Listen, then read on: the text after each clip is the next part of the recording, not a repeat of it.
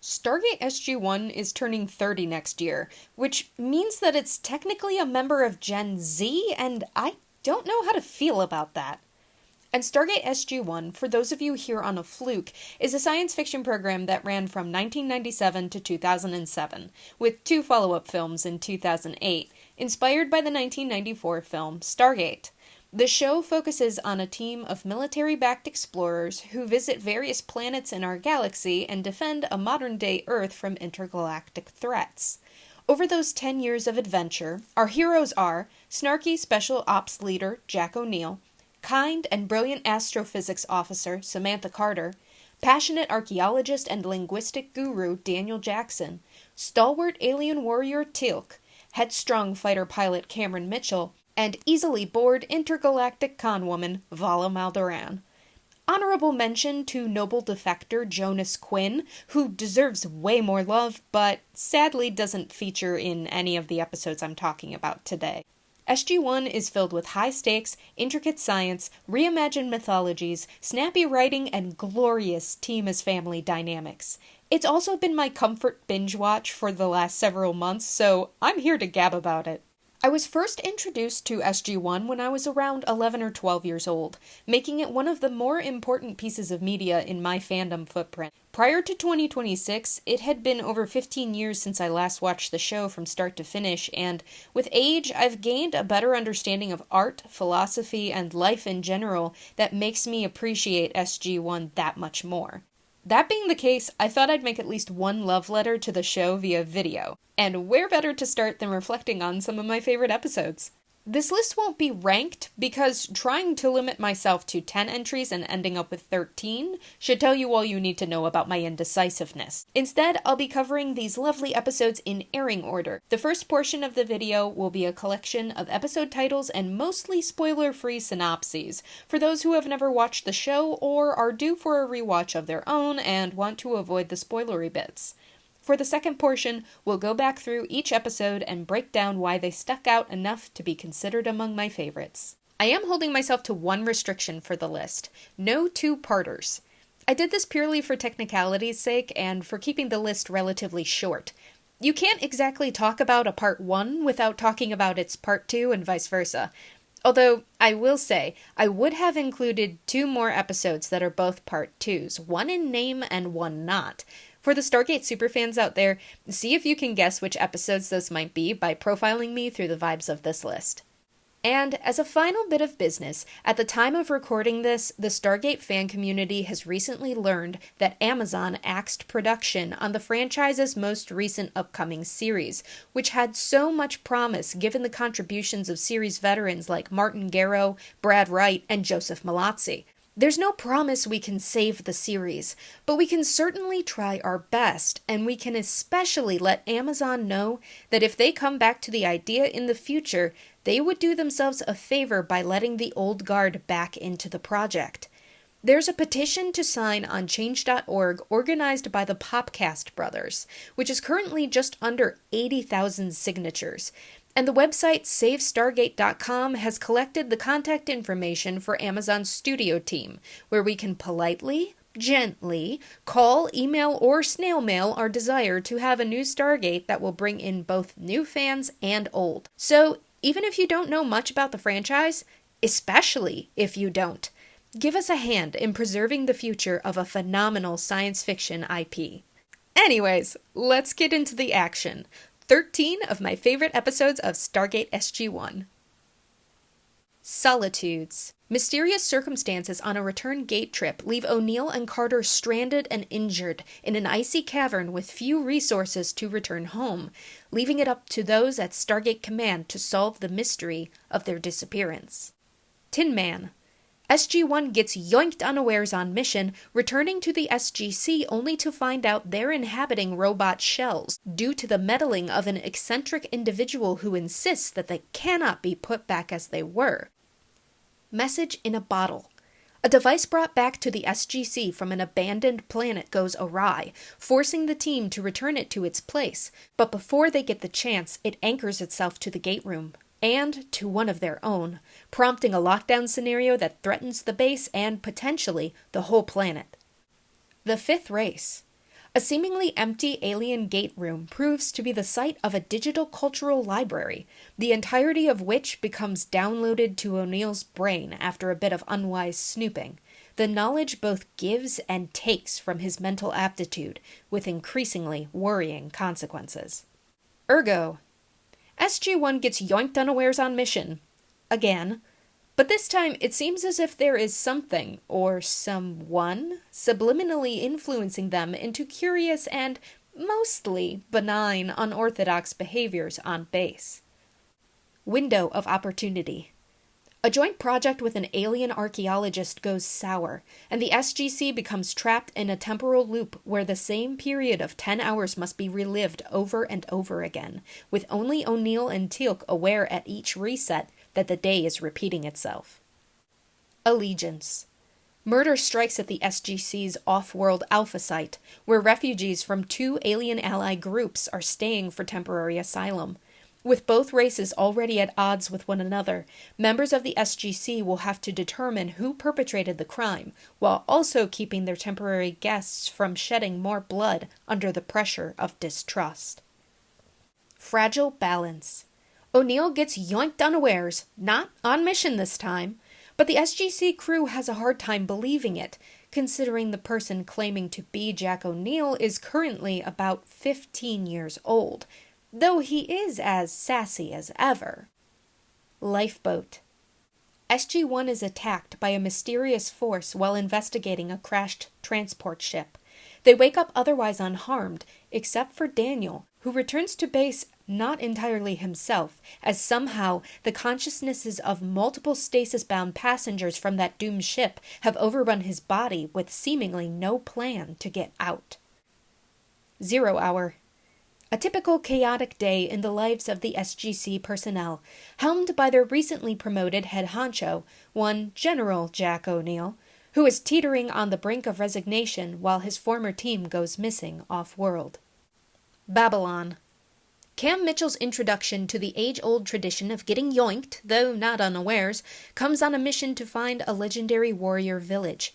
The scrappy newcomer will have to learn to fight for his life according to the special combat skills of the very people SG-1 hoped to befriend. 200. Resident television-producing alien refugee Martin Lloyd swings by the SGC while the gate is inactive to farm ideas from the team for the film adaptation of his accidentally Stargate program derivative series Wormhole Extreme. A perfectly plotless jaunt for SG-1's 200th episode, it's not really spoilable, as the majority of it revolves around tastefully crashing through the fourth wall like the Kool-Aid Man. Bad guys. SG-1 travels to a planet where the Stargate is part of a museum exhibit. Their arrival is immediately misconstrued as the actions of a local rebel militia.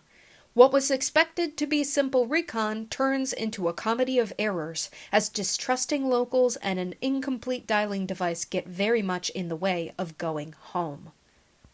Okay, the train stops here. If you were here for the spoiler-free version, you're off the hook. Thanks for stopping by. For the rest of you, let's get into the details. What's the bad news? Because unless they've redecorated the gate room, I don't think we're in Kansas anymore. The despair of Jack and Sam's isolation resolves with a groundbreaking discovery. They didn't get knocked off course to a different planet, they got knocked off course to elsewhere on Earth. Daniel's realization of this fact leads to the pair's rescue and the recovery of the Antarctic Gate. Amanda Tapping and Richard Dean Anderson really knocked their performances out of the park on this.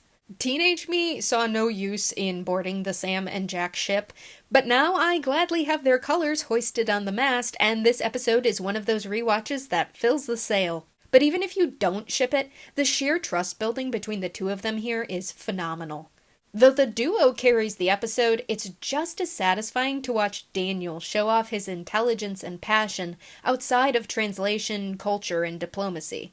And honestly, though I've known about the plot twist for so many years that I couldn't assess it impartially today if I tried, I think the surprise, it's only Antarctica revelation was a really cool subversion. You are the leader? Oh, no, that would be me. Colonel Jack O'Neill, kumbaya. Come try ya. Whatever. After a lot of poking around and philosophizing, seeking to recover their bodies and reverse the meddling of the oddball android Harlan, SG-1 learns they're not the SG-1 at all. The real flesh and blood team never left their bodies, rather their mental processes were replicated and copied over to the android shells. Harlan, though reluctantly, allows the OG SG-1 to return home, and SG-1 leaves their duplicates to live on, with the condition that they stay on the planet and bury the Stargate. I find the sci-fi standard of androids as quasi-sentient life forms thoroughly fascinating. Tin Man takes the core concept and adds layers to it. Seeing the synthetic SG-1 go through the cognitive dissonance of being themselves but not being themselves gives a lot of food for thought for habitual character study fanatics like myself. Speaking of, a huge reason to appreciate this episode. It establishes very early a trait of Daniel's throughout the series, this almost reckless openness to transhumanism. If it works and will take him further beyond to become more useful, he'll shed his default human form with very little hesitation, which, knowing his idealism, makes a whole lot of sense. Despite his being considered both in and out of universe to be the heart of SG-1, there's a part of him that is possibly more willing than anyone in the team to forsake his humanity in order to succeed, and that's incredible material to dissect. Dude, you don't have to stick around. Undomesticated equines could not remove me. Jack gets skewered when the team tries to ditch the alien device. What follows is the discovery that the device actually contains life forms, capable of breaking down all manner of materials, who will otherwise spread and consume the base unless a solution is found. Thankfully, they're a relatively benevolent group of critters. With some quick thinking from Daniel and Sam, the life forms use Jack as a conduit to communicate with the team. After a brief negotiation, the lifeforms are sent on their way to thrive elsewhere, saving the SGC and all of Earth from annihilation. Admittedly, Message in a Bottle has a few potential flaws. It's in no way a bad episode, but some of the logic and pacing might have been tightened up given more screen time. That, and the alien species of the week is sort of underexplained for my tastes. However, in terms of atmosphere, the creative team nailed it. The episode is visually striking and the character beats are phenomenal. There's something about RDA's talent for putting nuance into pain that bedazzles me. Also, the undomesticated equine sequence is one of the absolute best scenes in the series. I'll fight for that. It's a poignant look into the Jack and Teal'c brotherhood that continues throughout the show, and I am so in love with it. Now, anytime RDA has to act distinctly not human, it comes out kind of stiltedly campy. That said, one of the other best moments of the episode comes immediately as the entities use Jack for a mouthpiece, making a twisted callback to Jack's earlier line of, "Good morning, campers." It gives me chills every time. Colonel, are you sure you're okay? I am absolutely fine. There is nothing Kruvus with me. Jack slowly loses his normal speaking faculties and basically any control over the ancient know-how in his noggin. But, breaking all manner of standard operating procedures, he MacGyvers together some advanced technology and logs a massive list of previously unknown planets, including one in an otherwise unreachable galaxy, sending himself to a planet of the Asgard to control Z the knowledge and get put back to normal. Any episodes where Daniel gets to actually do his linguist thing and get excited about words is automatically a win for me. And this episode is so about the words. This whole idea of losing one's language in exchange for a form of communication nobody else understands both fascinates and horrifies me. Jack having his speech stripped away is such a fantastic burden for a quippy character, especially as it comes via his own mind and personality getting nerfed, considering he's got to be the most I am my own person and no one's allowed to mess with me individual in the cast. Watching the massive amount of everything bouncing around his head while it slowly destroys him. See, unironically, I don't have concise enough words to outline how good of a conflict that is, but it just is.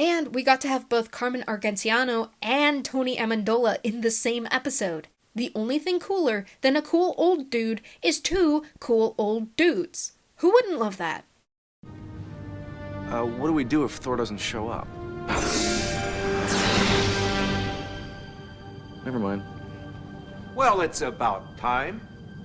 While trying to keep the young O'Neill occupied, even as he's evidently falling apart at the cellular level, the team finds out that this isn't their O'Neill, but a clone made by the rogue Asgard scientist Loki as part of a research project, while the real Jack has been asleep on Loki's ship the whole time. After cornering Loki and receiving the help of Supreme Commander Thor, Clone Jack is stabilized and allowed to set out for his own civilian redo at life. As a huge Jack O'Neill stan, if it wasn't already apparent, the minimizing of his role in seasons 6 through 8, while done for all the right real-world reasons, does give those seasons a slight hollow feeling to me. However, it also resulted in some very cool arcs and episodes, and I think Fragile Balance is one of the best examples of not just the show's creativity with limited resources, but also of Jack's iconic characterization.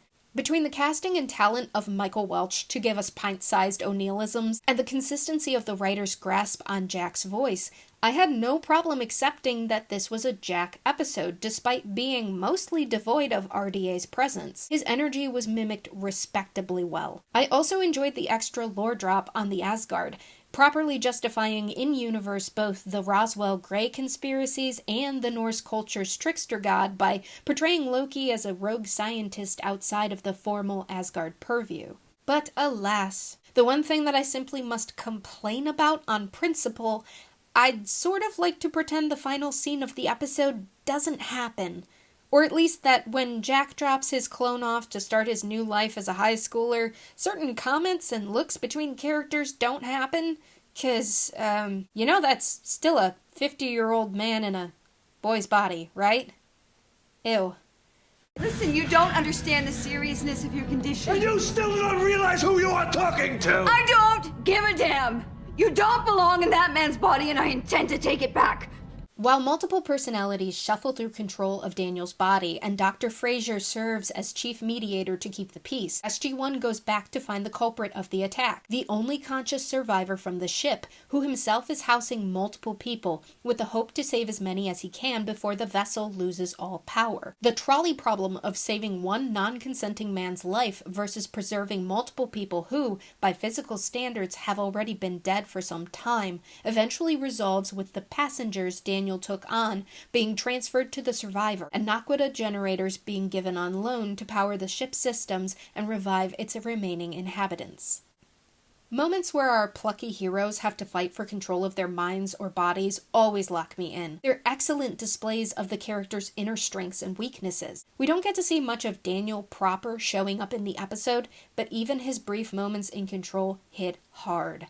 Naturally, this means that the performance we got out of Michael Shanks in this episode is mesmerizing. It's a hard ask for an actor to switch fluidly between entire roles in the space of a scene, and I think he did quite well. Of course, by nature of cognitive dissonance, the moments where he's portraying a young boy come off a little overplayed, but I sure couldn't have done better, so I'm not complaining. Now, what I never appreciated half as much as I should have back when I first watched the episode as a kid was Terrell Rothery's performance. She was such a powerhouse carrying the other half of Michael's scenes. She was the grounded drama to his bold theatrics. Considering this is the season where unfortunately we lose Janet, I'm really glad that she got to have a Hallmark episode showing off her strengths before then. Here's some irony for you.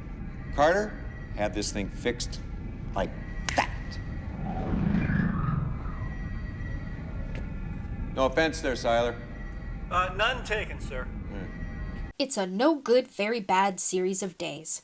SG-1 is AWOL. Jack's personal nemesis, the System Lord Ball, takes credit for their capture and demands concessions to have them released.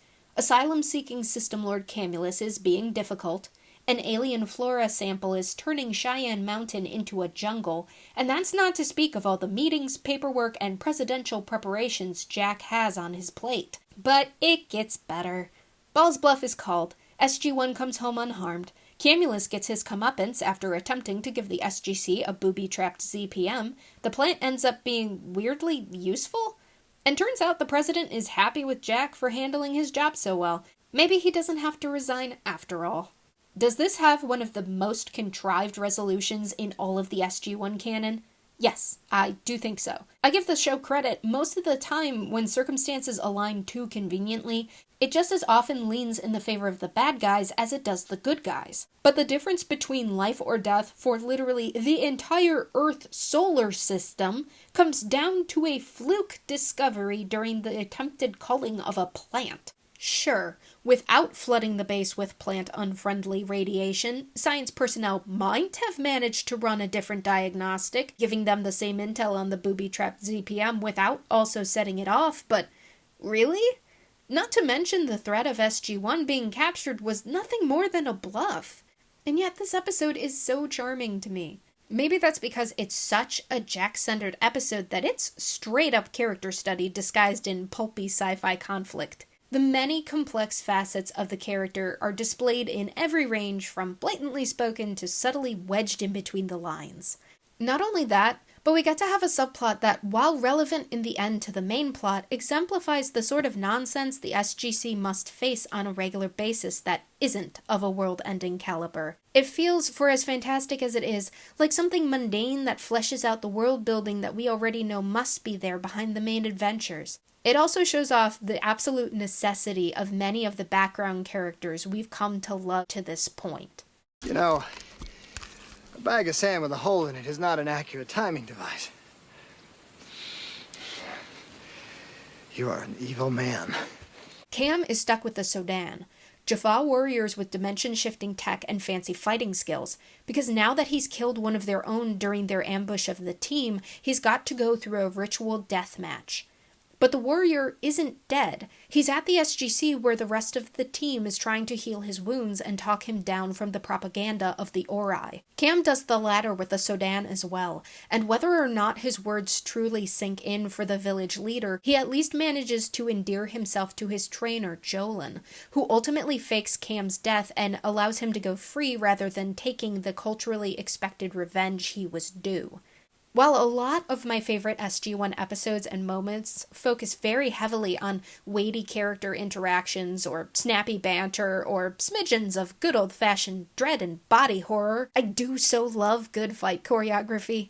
We get both firefights and hand-to-hand combat in this episode, treated nicely to Ben Browder taking 1 or 2 or 10 for the team in the stunts department, all of the action cementing even further the abject refusal to quit that's central to Cam's character. Also, as there is wont to be in any Ori-adjacent episode, there is some discussion regarding faith and the qualifications and nuances to the label of God here. Now, Cam isn't portrayed as a character of faith as such. We're reminded more than a couple times that his beloved grandma was, for better or for worse, an imposing card-carrying Christian of some high church variety, but that's his only explicit tie to the subject.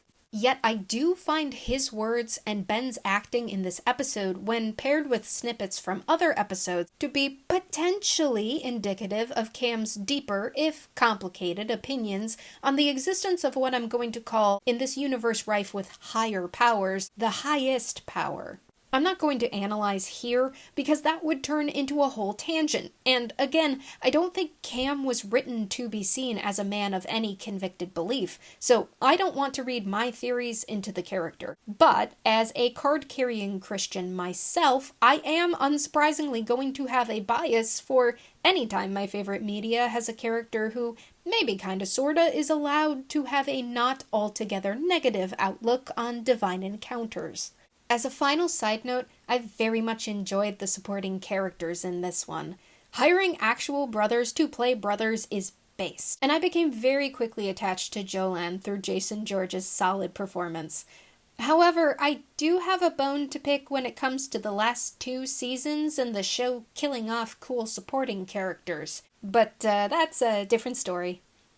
For starters, I think you need a strong opening title sequence. Are you serious? No one does that anymore. You just throw up the title and get on with it.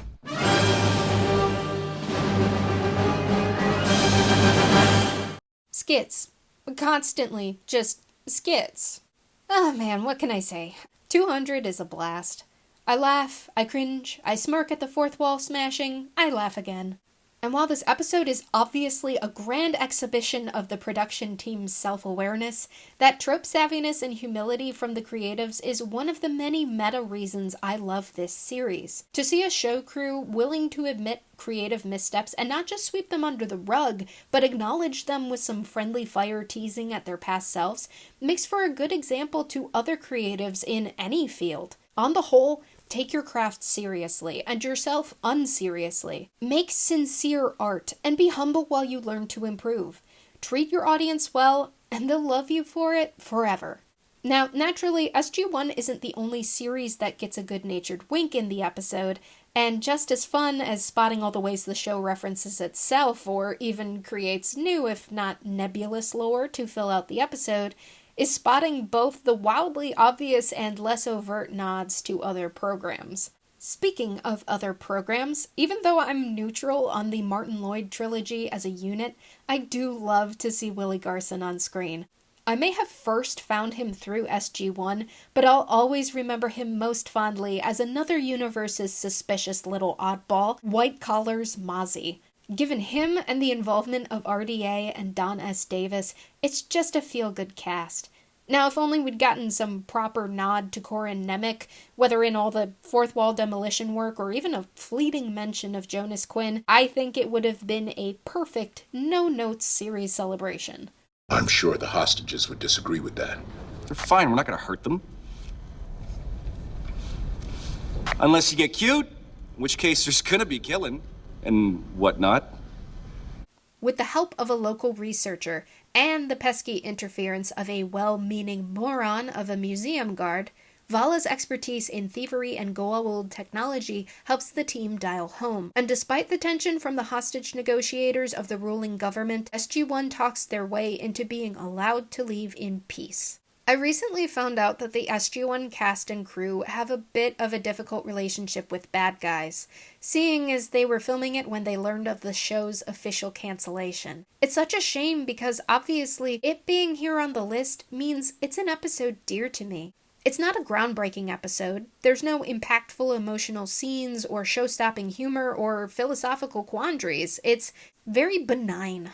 But in being benign, it's well balanced in tone and pacing, and it's well filmed, well scripted, and well performed. Despite the lack of Sam, who is just as inherently the show as each of the original team, this is probably the episode of the Browder, Black, and Bridges era I'd be most likely to share if I wanted to introduce someone to the series. Getting to see Vala work adjacent to her criminal background is always a bit of a joy, and by extension, having her and Cam bounce off of each other is just delightful. And Daniel, despite the usual amounts of late-season snark and impatience and one absolutely iconic pop-off scene, feels a teeny tiny bit like his old awkward archaeologist self again, which I very much miss in the final episodes.